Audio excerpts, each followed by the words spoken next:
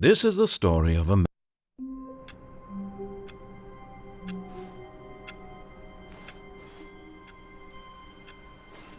All of his co-workers were gone. What could it mean? Stanley decided to go to the meeting room. Perhaps he had simply missed a good bucket, a strong bucket, a humble bucket, a committed bucket, a bucket of culture and distinction.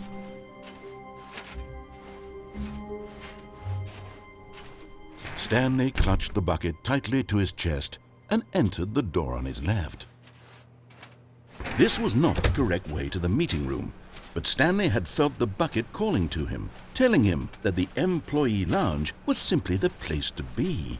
And here it was. Had the bucket turned out to be correct? Was this better than the meeting? No, never mind. The bucket was wrong. Stanley took the door on his left to go back to the meeting room.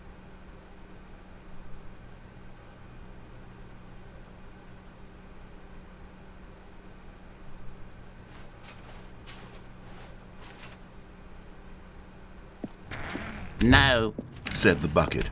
don't go to the meeting room. Go somewhere else. The cargo lift, yes. Go. Oh, well, look who's got cold feet. Well, from here, it looks like the only way forward is down, since the lift won't be coming back, but that's okay. You've got a bucket. Did you know that buckets are routinely used as cushioning devices? It's true. You can fall on a bucket from literally any height and survive.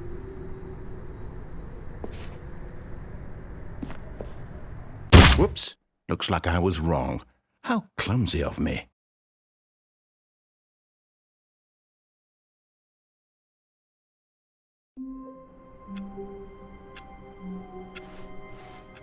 All of his co-workers were gone. What could it mean? Stanley decided to go to the meeting room. Perhaps he had simply missed a memo. The embrace of an old friend. A weathered companionship that stands the test of time.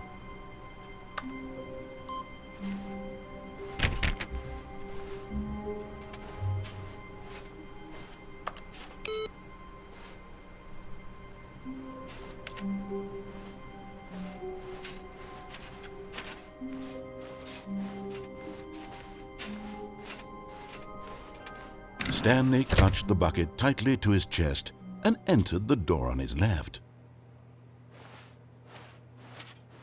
This was not the correct way to the meeting room, but Stanley had felt the bucket calling to him, telling him that the employee lounge was simply the place to be. And here it was. Had the bucket turned out to be correct? No, never mind. The bucket was wrong. Stanley took the door on his left to go back to the meeting room. No, Said the bucket. don't go to the meeting room. Go somewhere else. The cargo lift, yes. Good. Said the bucket. Now ride the lift all the way to the top. There's something up there I need you to do. Stanley did not question why or how this bucket was speaking to him. It should have alarmed him, of course, because buckets can't talk. But Stanley chose not to think about this obvious fact.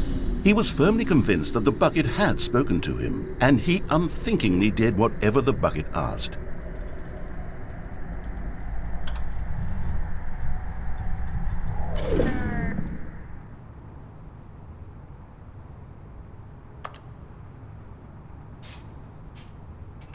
In here. Said the bucket. Go into this dark room over here. Stanley once again obeyed blindly. Now pick up the phone. Said the bucket. Pick up the phone and it will take us back home, where we can go about life together. Whoa, hold on. Why did you unplug the phone? Were you trying to resist the bucket's orders? Stanley, I was joking. Obviously, the bucket isn't talking to you and telling you to do things. Buckets can't talk. It was a joke. Don't you get the joke? It's funny, Stanley. A talking bucket. Can't you see? Oh, goodness. I must have really bungled up the delivery if you actually took me seriously. Where did I mess up the joke? Should I have paused for longer or spoken quicker? Comedic timing is so difficult. I wish I were better at it. But there isn't exactly an instructional video on comedy that one can watch to fully... Oh, wait, yes, there is. It's sitting right here. Let's take a look. One is comedic timing. What is comedic timing? How does it work? How long should it last? How can it be used to effectively silence your political enemies? And more importantly, can it be taught in its entirety within 90 seconds? Thankfully, the answer to all of these questions is yes. Let's dive deeper. If you've ever told a joke or made someone laugh, in all likelihood, you did it while standing 50 to 80 centimeters from them in a room of no more than 76 degrees Fahrenheit, with one of your arms raised straight upward at a 15-degree angle from your body. These are the optimal conditions for good comedic timing. To begin the joke, start by stating and spelling your name. Next, provide a brief synopsis of the joke, including the specific times at which the recipient of the joke will laugh, and then spell out your name a second time. With these steps complete, it's time to begin the humor. Speak the entire joke in no more than 18 seconds and no less than 13 and a half, pausing only for bathroom breaks when necessary. When the joke has concluded, it is customary to inform your listener that the joke is over by declaring in your loudest possible voice, "I'm Dunny with the funny." Let's practice screaming, "I'm Dunny with the funny" now.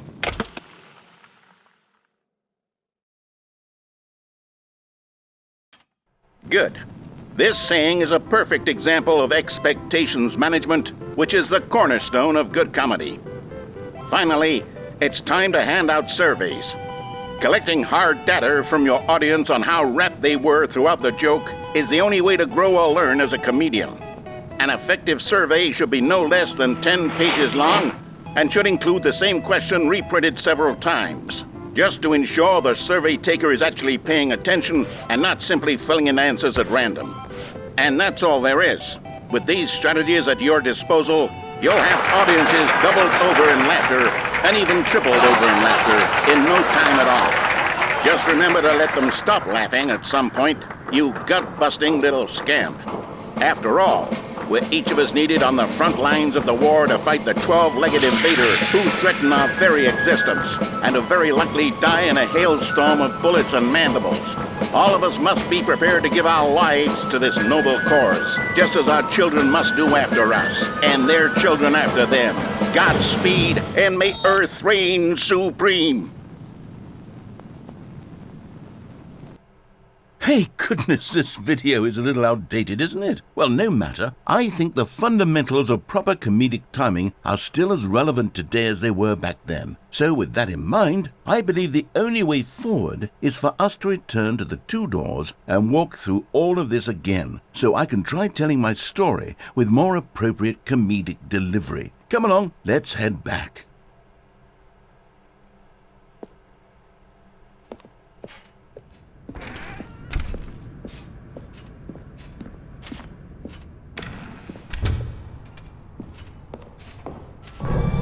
I can feel it. This time, I'm really going to nail the delivery. You'll be in stitches. A talking bucket, you'll say? How ridiculous. How absurd. What a hilarious concept. The king of comedy. That's what you'll call me. Thank goodness we had the instructional video. Otherwise, who knows where we'd be right now. Well, I wouldn't be the king of comedy, that's for sure. The bucket spoke to Stanley. The bucket spoke. The bucket spoke. Oh, I'll figure it out on the fly. No need to overthink things.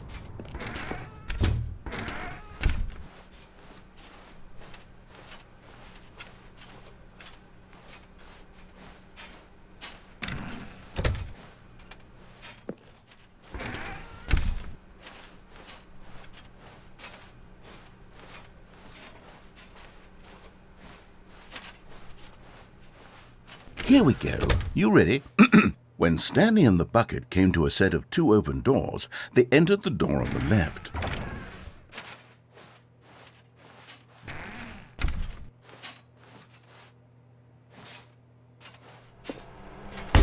What?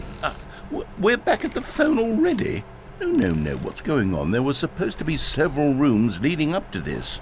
There was supposed to be a build-up to this point, a dramatic display of remarkable comedic wit which culminates in this scene with the phone. But now the timing's completely off. joke will never land. Well, not the way it was meant to. And it's all my fault. I must have forgotten that the phone room comes immediately after the two doors room. What an egregious mistake. I've made a fool of myself. I don't deserve the title of King of Comedy. I'm nothing. I'm not even the lowliest joke-telling whelp. I think I need to go back and rewatch that instructional video again. Yes, surely that will help me improve my... Here we go. You ready? When Stanley and the bucket came to a set of two open doors, they entered the door on the left.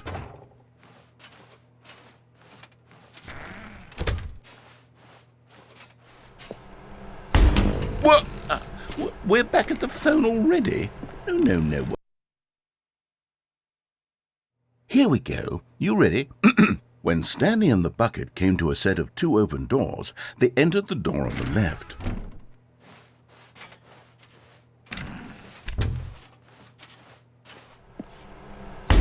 What? We're back at the phone already? No. Here we go. You ready?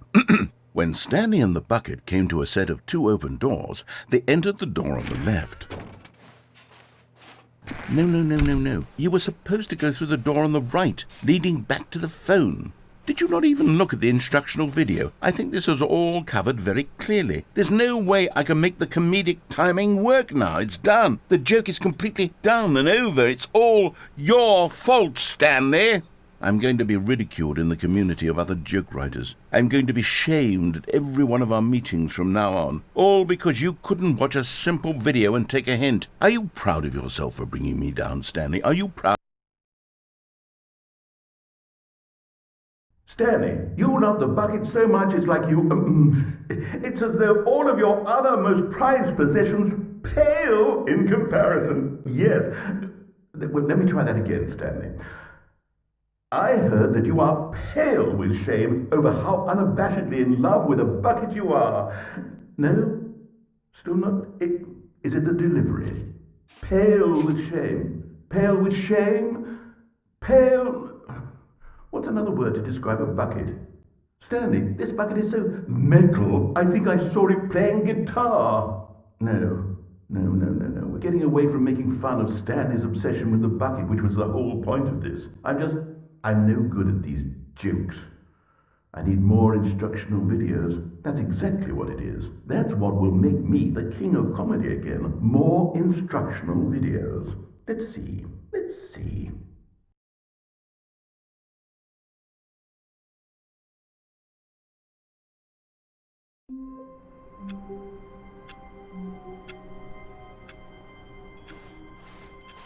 All of his co-workers were gone.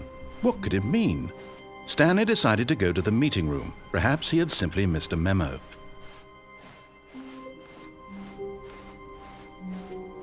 When Stanley came to a set of two open doors, he entered the door on his left.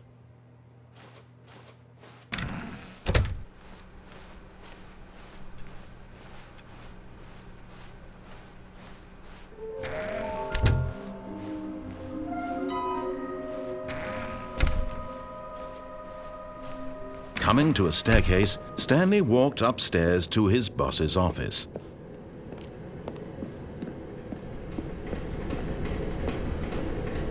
But Stanley just couldn't do it. He considered the possibility of facing his boss, admitting he had left.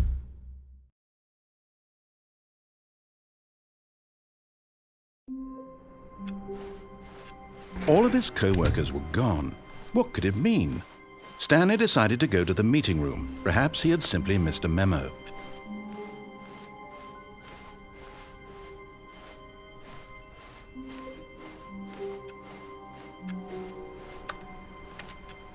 The bucket made Stanley want to be a better man and a better co-worker.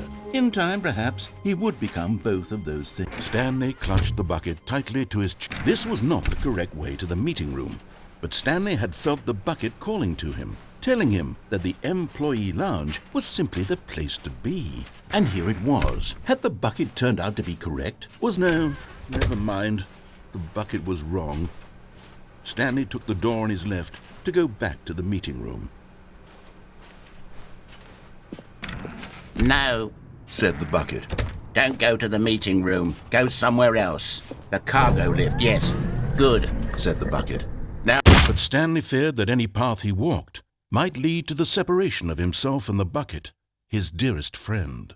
So he threw himself to his death, that they might die in one another's arms. How deeply touching.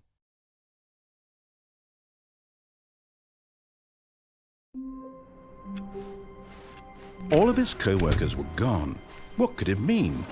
Stanley decided to go to the meeting room. Perhaps he had simply missed a memo.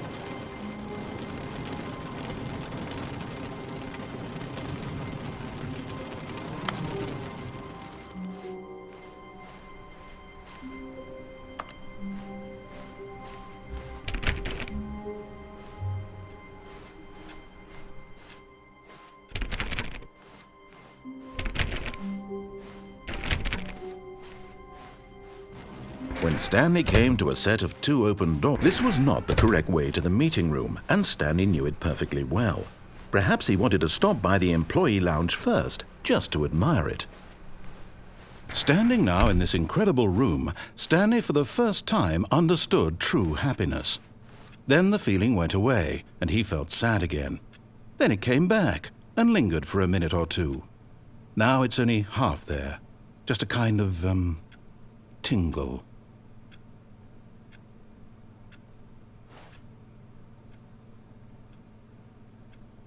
Yes, really worth it being here in the room. But eager to get back to business, Stanley took the first open door on his left.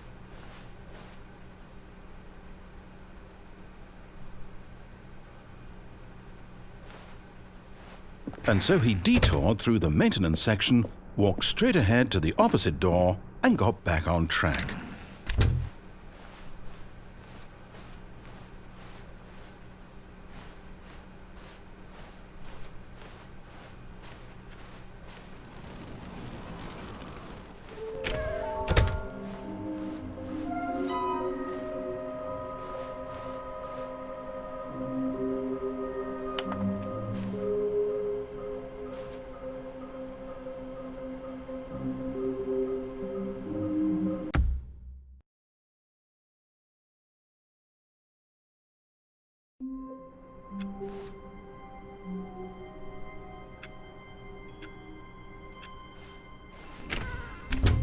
Not everyone is so lucky to have a bucket, but Stanley is a very lucky fellow. Very lucky indeed. Stanley clutched the bucket tightly to his chest and entered the door on his left. This was not the correct way to the meeting room, but Stanley had felt the bucket calling to him, telling him that the employee lounge was simply the place to be. And here it was. Had the bucket turned out to be correct? No, never mind. The bucket was wrong. Stanley took the door on his left to go back to the meeting room. no, Said the bucket. don't go to the meeting room. Go somewhere else. The cargo lift, yes. Go there. Go to the cargo lift.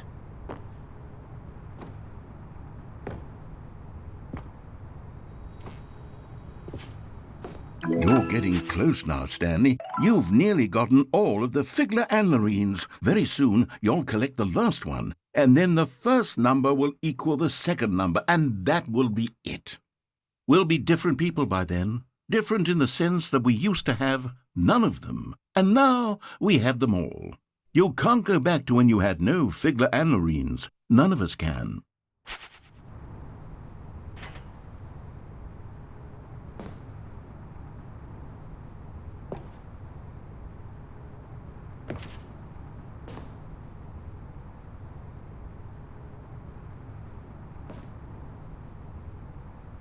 But Stanley feared that any path he walked might lead to the separation of himself.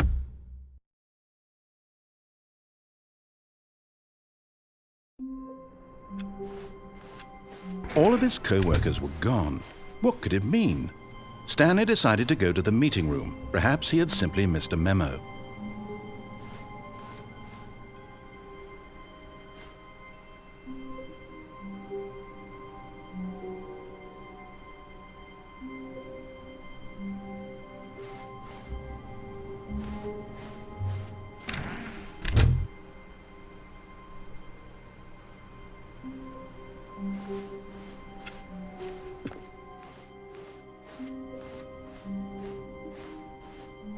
When Stanley came to a set of 2 open doors, this was not the correct way to the meeting room, and Stanley knew it perfectly well.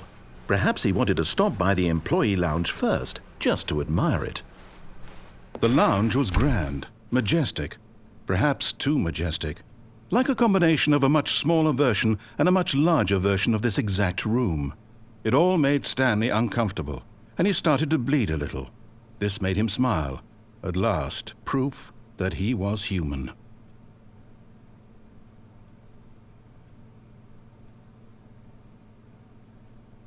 Yes, really worth it. But eager to get back to business, Stanley took the first open door on his left.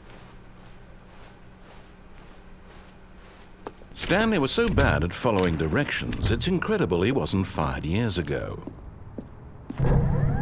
Look, Stanley, I think perhaps we've gotten off on the wrong foot here. I'm not your enemy, really, I'm not. I realize that investing your trust in someone else can be difficult, but the fact is that the story has been about nothing but you. What? Really? I was in the middle of something. Do you have zero consideration for others? Are you that convinced that I want something bad to happen to you? Why, I don't know how to convince you of this, but I really do want to help you, to show you something beautiful. Look, let me prove it. Let me prove that I'm on your side. Give me a chance. Now listen carefully, this is important. Stanley walked through the red door. And there it is, the last Stiggly Wiggly. Savor this moment, Stanley. This is a real accomplishment. This is doing something just for the sake of doing it. Where so many people expect to be rewarded for the most trivial achievements, you've insisted that a job well done is its own reward. I would tell you that I'm proud of you for collecting them all, but that would be like a reward, and we can't have that. So, instead I'll just say, it's done. We're all done here, and now we can go to whatever the hell you were doing before you hunted for figurines.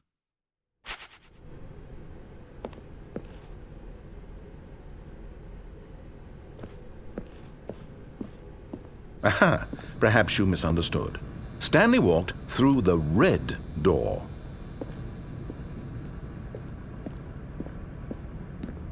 I still don't think we're communicating properly. Stanley walked through the red door. Oh, thank God you are willing to listen to me. Do you see that I really have wanted you to be happy all this time? The problem is all these choices. The two of us always trying to get somewhere that isn't here. Running and running and running, just the way you're doing right now. Don't you see that it's killing us, Stanley? I wanted to stop. We would both be so much happier if we just stopped. And I think I have a solution. Here, let me show you.